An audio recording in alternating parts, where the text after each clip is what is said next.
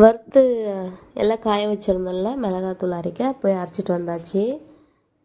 1/2 kilo மல்லி வாங்கி தனியாக மல்லித்தூளும் அரைச்சிட்டு வந்துட்டேன். எதுக்காகனா கவின் இப்போல்லாம் காரம் ஜாஸ்தி சாப்பிட மாட்றான், இல்லை காரமே சாப்பிட மாட்றான். மல்லித்தூள் இருந்தால் கொஞ்சம் அட்ஜஸ்ட் ஆகும்னு யோசித்து அரைச்சிட்டு வந்தேன். வறுக்கிறதுக்கு தனியாக குழம்புக்கு தனியாக மீன் பிரித்து எடுத்து வச்சுட்டேன். இந்த மரத்தடியில் தான் மதிய நேரத்தில் இல்லை கரண்ட் இல்லாதப்போ நான் கவின் எல்லோரும் உட்காந்துட்ருப்போம். மீன் குழம்புக்கு மசாலா அம்மிலேயே அரைச்சிக்கலான்னு சொல்லிட்டு அம்மியை கழுவி வெங்காயம் பூண்டு தக்காளி மட்டும் அரைச்சிட்டு போயிட்டேன்.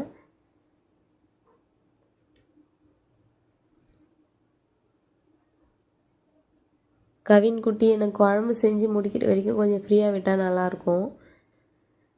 வடகம் யூஸ் பண்ணால் மீன் குழம்பு நல்லாயிருக்கும்னு சொன்னாங்க. நான் இப்போ தான் இந்த ஃபஸ்ட்டு பேக்கெட் யூஸ் பண்ணியே காலி பண்ணிட்டேன்.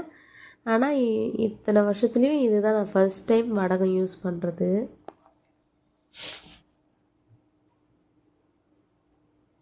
நல்லா இருக்குது.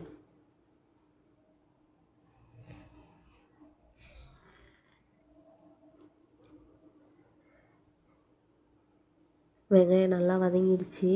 தக்காளி சேர்த்து நல்லா பச்சை வாசனை போகிற வரைக்கும் வதக்கிக்கலாம்.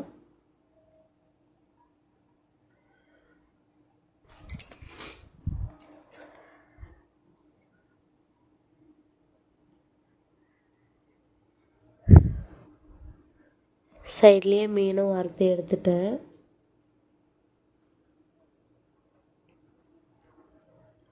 என்னடா கவின் இவ்வளோ நேரம் நம்மளை இவ்வளோ ஃப்ரீயாக விட்டுருக்கானே, நல்ல பிள்ளையாக இருக்கான்னு ரொம்ப அவனை நல்ல பிள்ளைன்னு நினச்சிட்டேன். அதுக்குள்ளே நான் ஆசையாக மீன் குழம்பு கறி குழம்பு வைக்க ஆடி கிருத்திகை கோவிலேருந்து வாங்கியிருந்த மண் சட்டியை உடச்சி அதனுடைய வாய்ப்பகுதியை எடுத்துகிட்டு போயிட்டு இன்னொரு வானலில் போட்டு வறுத்துட்ருக்கான்.